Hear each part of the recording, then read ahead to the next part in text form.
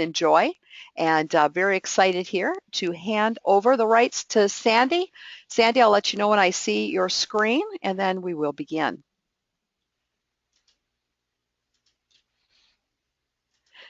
All right, I can see it. Sandy, take it away. Great, thanks very much, Kim. I appreciate it. So today we have the opportunity to talk about SmartList Designer. SmartList Designer has been in the GP offering since GP 2013 and has really developed and changed over the last 4 major releases. So 2013 R2, 2015, and 2015 R2. I am going to be doing our demonstration from the GP 2015 R2 release version. So anything that you see here would require, much of what you see here would require that 2015 R2 in order for you to have the exact same functionality that I'm showing. Let's see, so let's get started with what our agenda is going to look like. So we're going to have a little bit of discussion around who owns SmartList Designer. How do I use SmartList Designer? Whoops. How is SmartList Designer different from the Builder? Which is the right tool for me? And then we're going to create a SmartList Designer. Apparently I've got a slideshow going. Let me see if I can fix that. So the first question, who owns SmartList Designer? So any customer running Microsoft Dynamics GP 2013 SP2 or higher. So they've kind of stopped doing SPs, service packs for the most part, and are just doing the R versions. But whoop whoop, everyone who has GP 2013 SP2 or higher. How do I use SmartList Designer? So there's a couple of important points that relate to security as a SmartList Designer user. So you have to have access to the designer tasks in order to use it. So those are under our standard GP security, where you are assigned tasks. Those tasks are then assigned to a security role, and the role then is assigned to the user. So in order to be able to access it, you need to have that security to do so. GP 2015 R2 also offers a workflow so that if you have people who are creating SmartList Designer objects, they can go through potentially like your IT department for them as a workflow task to approve what you've created before you give security to roll it out to your users, which is a really nice feature to be able to just validate that your designed object doesn't cause any conflict with anything else or give too much information to users who may not be under the right security role to be able to see those. Once the object gets created, then the users need to be granted access to the SmartList Designer object through GP Security. So you can get it all set up, all ready, and you can see it, but your other users will not see it until you give them security to it through the standard GP tasks and roles. You can open SmartList and click on a new or modify to sort of modify existing SmartList. You're actually creating a new one based on the existing one as opposed to modifying it, but we're going to look at that as a second step here. So next on our agenda, how is SmartList Designer different than SmartList Builder? So the offering up until 2013 version was actually the core offering from GP was the SmartList Builder. That Builder product has now gone back to the ISV, which is E1, for them to be able to sell and manage and update, and they are continuing to add to that SmartList Builder offering, as is Microsoft with the SmartList Designer offering. So which is the right tool for me? How do I decide that? So I have a small section of a window that's available on the E1 Solutions website. It's e1solutions.com, and they keep sort of a running track of how SmartList Builder is comparing to the SmartList Designer product. So for all of us to be able to have some place to go look at that and what's different and what's the same is really quite helpful. Again, this is a small section of that list, and I did just the ones that I thought were the very most important for us to be able to consider today as we're looking at which is the right tool for me. So a couple of the really significant ones, the very first one out at the top of that list is being able to combine work, open, and history tables is a SmartList Builder function as opposed to a designer. Pretty important for those of us who recognize that there can be transactions in work, open, and history all at the same time, and we may want our list to be able to represent that. In order to be able to use SQL objects from other databases, you need the builder. In order to use extender resources, you need the builder. Then I'm not going to go through every one of the things on this list, but I do want to drop clear down to the bottom and say that in order to build SmartList based on other SmartLists, which I mentioned a moment ago, either the builder or the designer can do that, and also be able to preview the data before releasing the new list to production. Both of them can do that. So those two things were among the top things that were suggested to be able to do in both products, and so they've taken that suggestion and rolled it out to us so that we have that available in both products. Okay, so let's create a SmartList Designer object, and we're going to use a SQL view. Now, I'm not going to spend a bunch of time talking about what the view created exactly has in it, but we're going to see that view in action. So the premise is our COO wants some payroll information for the employees and all their pay codes. And he wants to see their pay rate value per hour. And the COO does not have access to GP.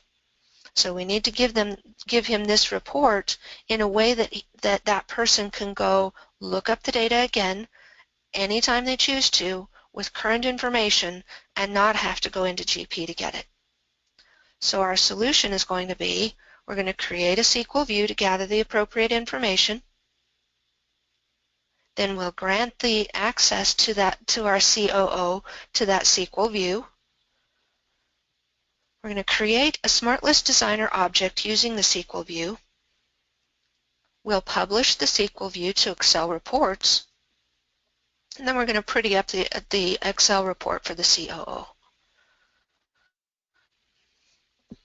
So before we go there, I want to just talk about what a SQL view is. So a SQL view is a result set of a query. The most important part about what all of that text on the screen shows, in my mind, is that there's a way to bring data together from a variety of different tables, as long as you can connect them by something that makes sense, and create something that is the definition of the details, not a copy of all the data that it presents. So a SQL view doesn't take up a lot of extra space. It's not storing all of that detail twice. It's just a definition that holds the details of how it all works together so that you can then be able to query against it and report against it.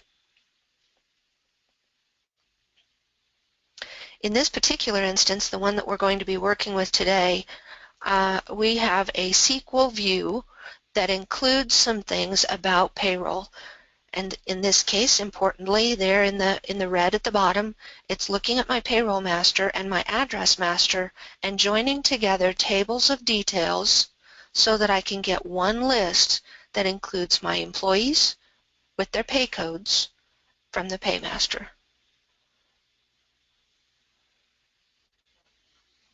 Okay, so let's go take a look at it.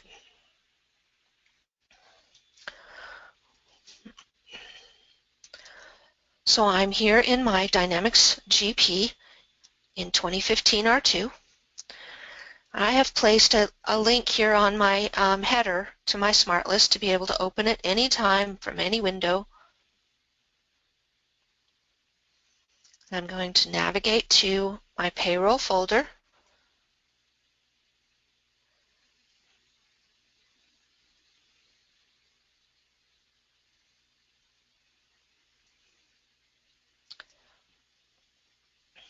and I'm going to create a new SmartList Designer object.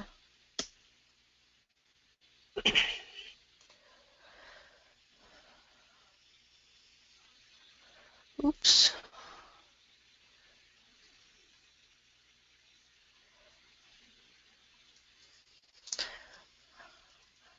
I'm among those fortunate few who gets to go back and forth between Builder and Designer, and so forgive me for a moment.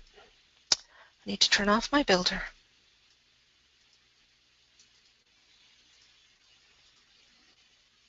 Okay.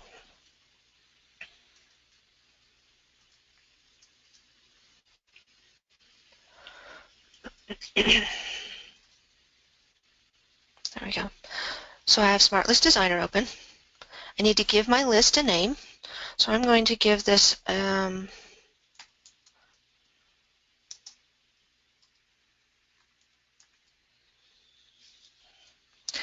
the product is going to be GP, and it's in my payroll series. Now at the top of this list, the database views list, is a list of all of the products that I might have available in my GP set file to be able to choose from. So any of your ISV products should also be available here for you to be able to choose tables of data out of those places. But down here at the very bottom of that list is a place that says this is where I find my SQL views.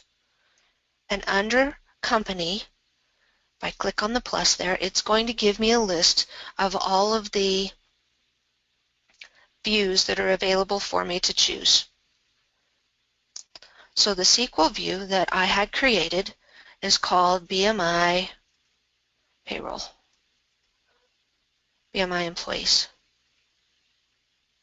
I'll put a check mark in that view.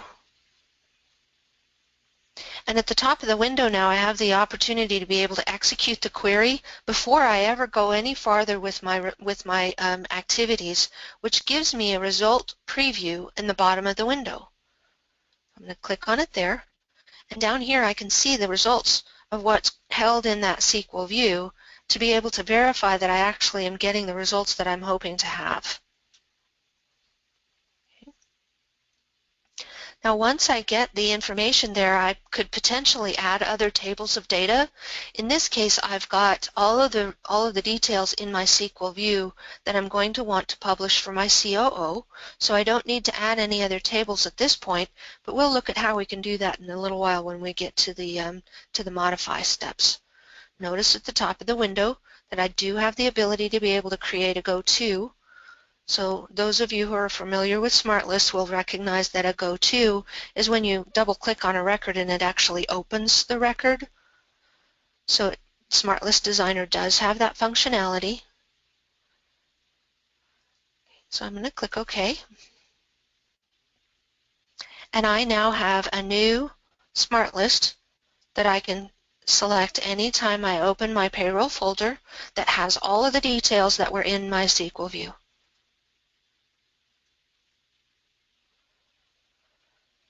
So the next steps to be able to satisfy the requirements for my COO is to be able to publish this out to some place where the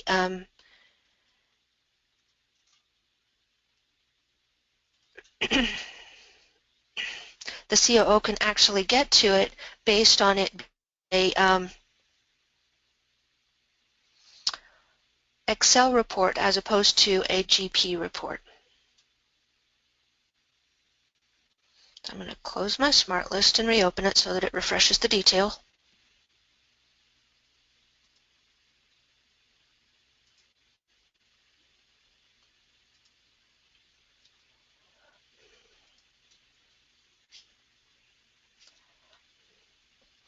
So I took this report, I clicked on the Publish button, and the Excel report has published successfully. So this report has now, with one click, been published as an Excel report. So there's navigation that would be required for you to find where your Excel reports are published to, and the location for that in this case is found when you deploy the reports. So under Tools, Setup, System, Reporting Tools Setup, there's often a password on that system level of details. So this first tab is related to SSRS reports. The second tab is related to our Excel reports. So by default, my Excel reports are going to deploy to this location. So I have mine set to be a network share. The alternative is you can deploy it to SharePoint if you have SharePoint in your environment, which requires some additional setup and steps to do that. So in order to find my report, I just need to navigate out to this place that I have my reports deployed to. So I have my Explorer open to that particular location, right? And here at the very top, I see that same name as my SmartList, PR032316, is now showing at the top of the list as a report that's been deployed to that location. So it's important to note that when these Excel reports get deployed, you need to be able to give permissions to the particular folders and share permissions to the folders in order for people to be able to go out and see only the parts of these that they should see. So I'm going to back up just a little bit to say when I look at my reports folder, I have each of my different companies. Under the company, then I have each of my different modules. So I wouldn't want to give security to payroll to anyone who wouldn't necessarily need to have access to payroll details. So sharing these files out and giving security to them, there's a number of good articles that are written in a Bing search and by Microsoft and TechNet about how you want to give security specifically to each of the different folders. So some things to remember is that we have at least two places to be able to grant security: on the folders themselves, on the SQL views if we're using them, on the objects in GP security if we're using them. So potentially as many as 3 different places that we have to give security, and that's so that your information can really be controlled and not allowed to get into the hands of the wrong people. So I'm going to go ahead and open this one.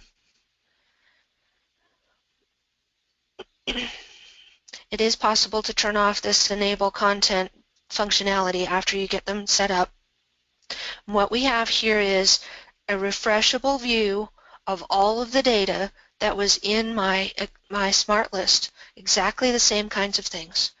Only I have all the functionality here of Excel to be able to work with this data now. If for some reason I think something's changed, I can go out to the Data tab here and refresh all, and it will refresh the data in this window so that if there's anything new, I can see all of that new refreshed data and not have to go back to GP to do anything. Now in this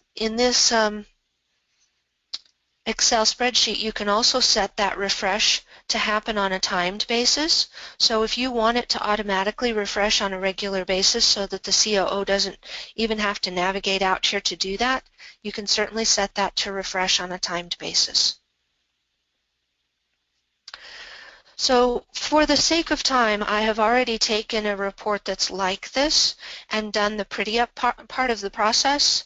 So I'm going to open a different SmartList that has the same data and show you what I've done to get some dashboard kinds of things into this environment.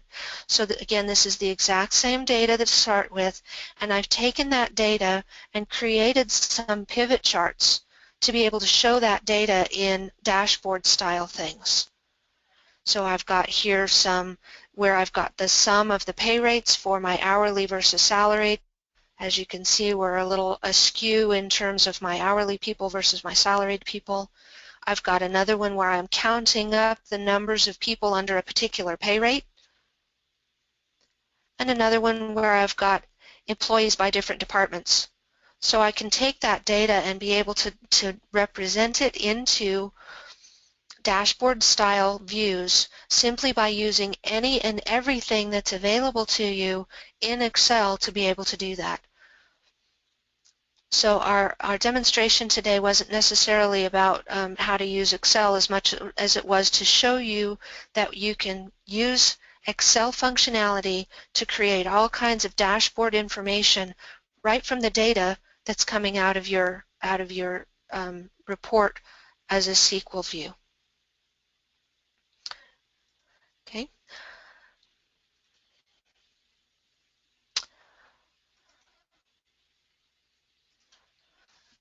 So I'll just stop there briefly and check in with Kim. Do we have any questions, Kim? As of this moment, we do not. So just as a friendly reminder, on the right-hand side, under the questions area, type in your questions and we'll make sure Sandy gets those addressed before we let you go. Okay. So then the next thing that I wanted to talk to you about today is modifying an existing smart list using Designer. And just to clarify, yes, it is possible for you to use an existing smart list to create a new smart list from that adds data from other associated tables or SQL views. It's not really changing the original, right? So modify an existing isn't exactly the right wording. You are taking an original smart list, creating a new one, and then adding to it. Okay. Note that this feature in SmartList Designer does not currently cross to tables in other companies, nor can it create SmartList summaries.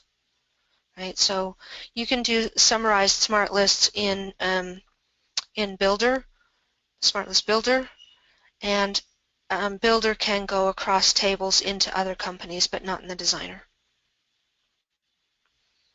Okay, so let's go take a look at that.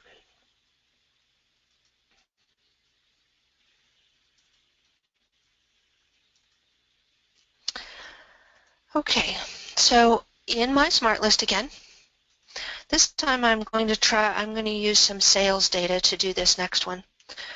Okay, so I'm going to open the folder in sales, and I'm going to click on the customers as my starting point for my new one.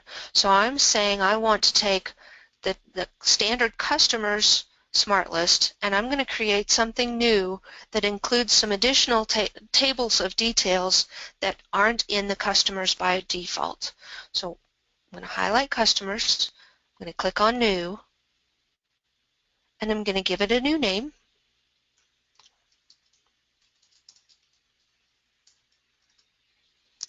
The product defaults into GP and the series defaults to sales. This time I'm going to click on the plus next to GP, and it's going to open a list of things that are available for me there. So things like tables and views would be available. Click on the plus next to tables.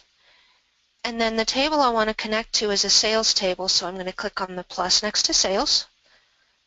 And it's going to take a moment to open up and show me all of the tables that are available in the sales series.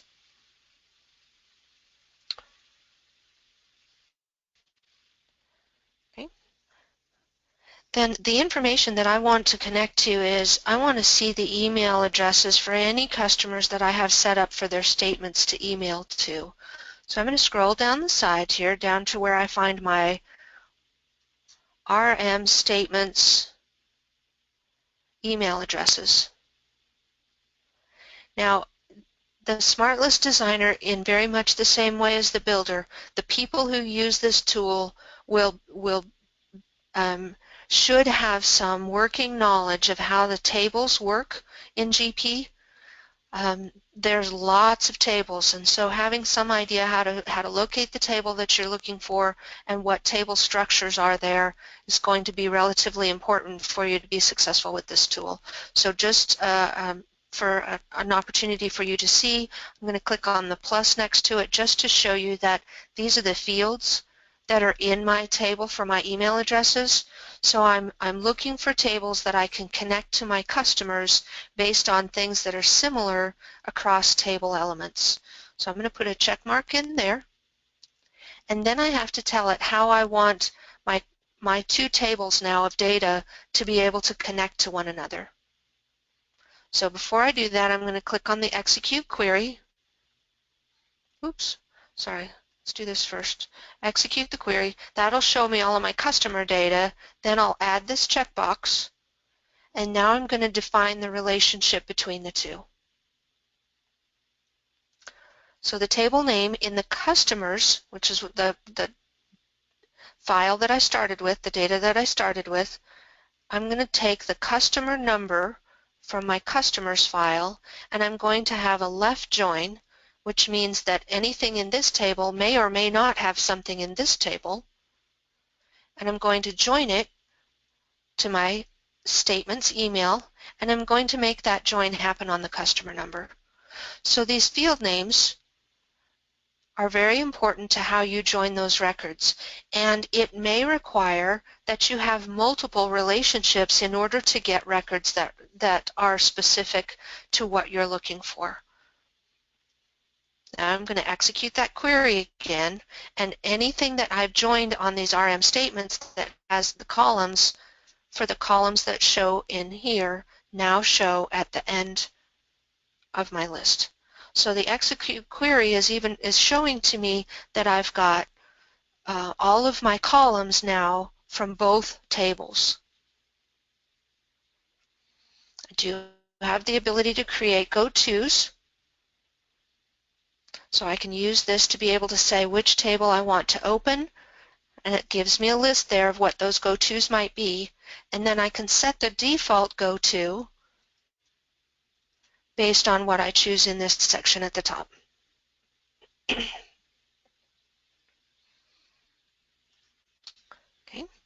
and I'm going to click OK, and I should then have a list name for customers 2 in my list to be able to choose from.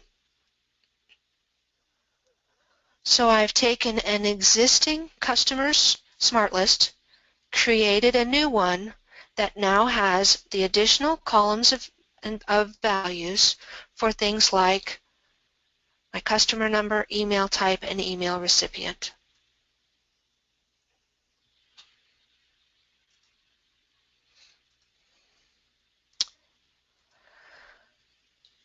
Okay, Kim, we'll check in on that section and see if we have any questions. All right, we do have one question. Couple questions. All right, from the cart you showed, it doesn't look like Designer has nearly as much capability as Builder. Why would one choose to use Designer over Builder? Well, the most significant reason is that Designer comes out of the box with GP. Builder is an additional cost, an additional annual cost, and it does have more functionality. Yep. So there's reasons that people are choosing one over the other, but the significant reason is one's delivered with your purchase of GP. Right. And for some of you, it might add a little bit of confusion too, is before GP 2013, SmartList Builder was an OEM'd product by Microsoft from E1. And then, so to speak, there was a change in that where now E1 has it and is improving it. And so now you would be either buying it or renewing your enhancement direct with E1 on SmartList Builders too. So it's a little confusing, but there were a few OEM products that kind of changed ownership there too. So if you have questions about that, I'd be happy to help you out. Tim asked the questions, I also run SalesPad. Did you say I can include those tables for Builder? Absolutely. ISV tables can be included in any of the SmartList designs, and they would show up as a part of the tables list when you open the designer. Okay. Next question comes in. It's, how do you create a SQL view?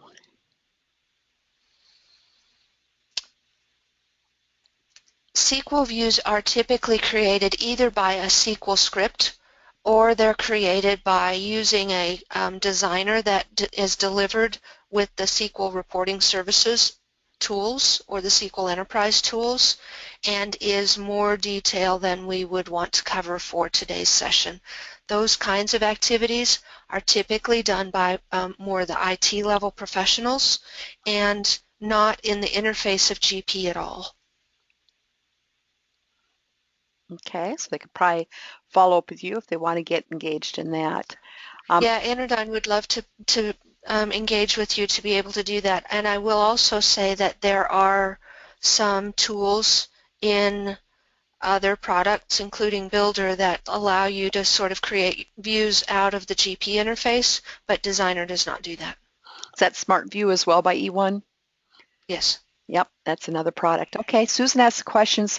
How do you know which tables hold which information? Another good question. It is possible.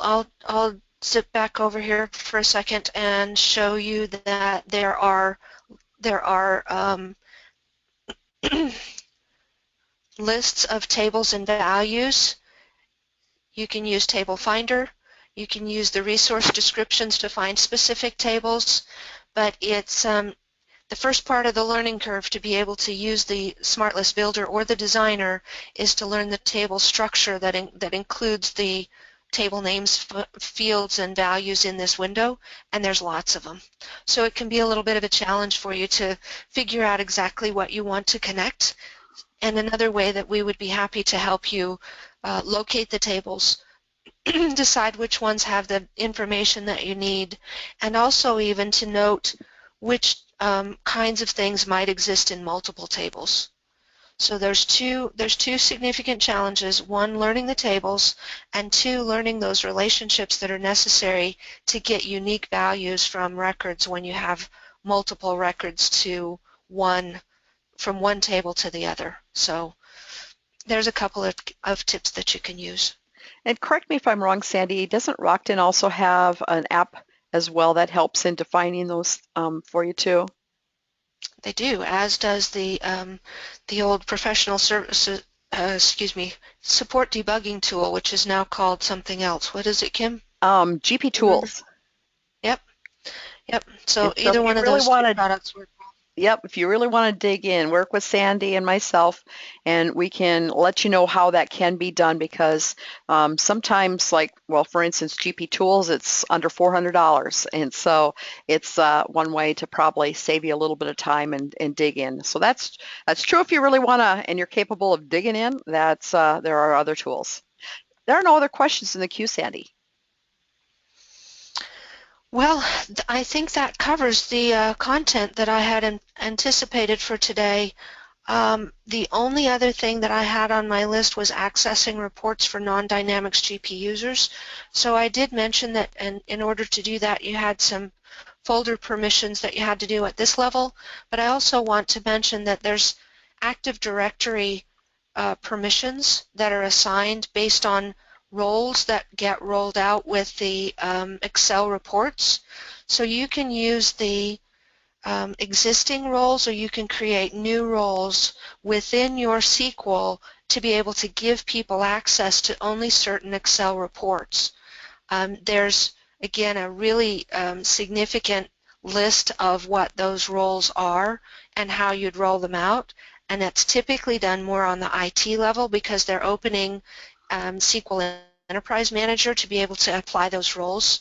So if you'd like some additional assistance with rolling out the security so that people can have access to these things, we have experts at Interdyne who can assist you with getting those securities just set properly so that they meet your needs.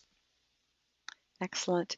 Well, I did have one more question coming in from Todd, and it says, could you show SmartList for a quick CIP trial balance showing payroll, material, contractors? That might take a little bit of a setup. Yeah, I'm not sure that I would be able to. Let's see. A trial balance.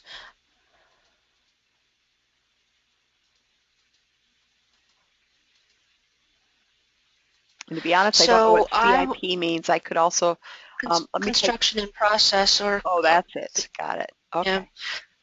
but I would have to assume, Todd, then that you are using project accounting or something like that, which I actually might suggest that you look into the SQL Server Reporting Services reports first, because there's some SSRS reports that can be deployed that might meet some of your needs that you could modify there, as opposed to using a SmartList to do that.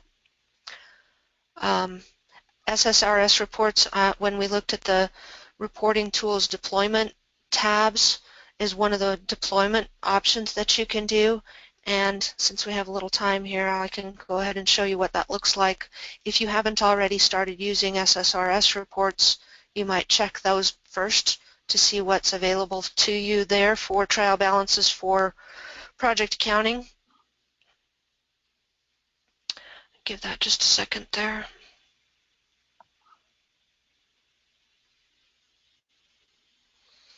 So this is the Explorer view of SQL Server Reporting Services reports, SSRS reports, and within this then I have all of my different companies, including the TWO company. There are project folders that have things like detailed trial balances already in them, expense versus retainers, some pre-billing worksheets, and several other things where you might want to take a look at these trial balances in project first and see if they will meet your requirements, or if you can modify these, which can be exported to Excel based on this SSRS format. You can do it by project number, posting date, several other choices, and then these results, when you get the results in this, have an export button that you can export them right out to Excel. Excellent. All right. Wow, thank you so much. Well, thanks, Sandy. And again, if folks have additional questions and they'd like to get in touch with us, it's sandy.wickman@interdynebmi.com, or you can also get in touch with me at kim.peterson, T-N-N-O, at interdynebmi.com. We'd be glad to help you. A copy of this recording will be posted